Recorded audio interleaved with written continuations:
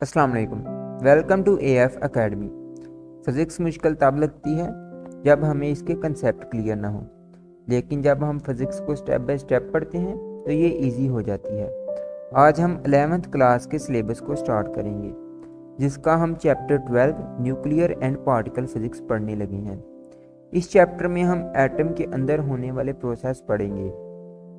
हम सीखेंगे कि एटम क्या होता है, न्यूक्लियस क्या होता है और मैटर किन बेसिक पार्टिकल से मिलकर बनता है। Atom is the smallest particle of matter. It is the building block of all the things. हर एक चीज़ एटम से ही मिलकर बनती है।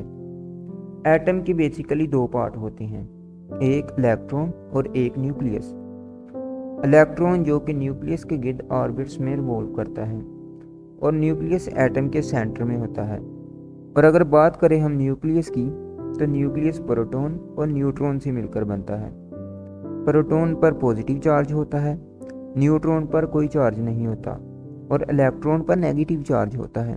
प्रोटॉन का पॉजिटिव चार्ज और इलेक्ट्रॉन का नेगेटिव चार्ज एक दूसरे के इफेक्ट को कैंसिल कर देते हैं, जिसकी वजह से एटम हमारा न्यूट्रल होता है। एटम का ज़्यादा हिस्सा एम्प्टी स्पेस होता है। एटम की ऑलमोस्ट सारी मास एक बहुत छोटे हिस्से में होती है, जिसे हम न्यूक्लियस कहते हैं। यानी न्यूक्लियस वॉल्यूम में बहुत छोटा लेकिन मास में बहुत ज़्यादा होता है।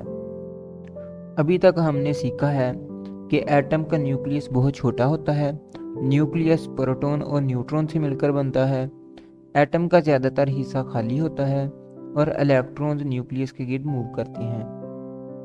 न्यूक्लियर फिज़िक्स सिर्फ बुक का टॉपिक नहीं है। इसका इस्तेमाल न्यूक्लियर पावर प्लांट्स में इलेक्ट्रिसिटी जनरेट करने में, मेडिकल ट्रीटमेंट में, कैंसर थेरेपी में और साइंटिफिक रिसर्च में होता है।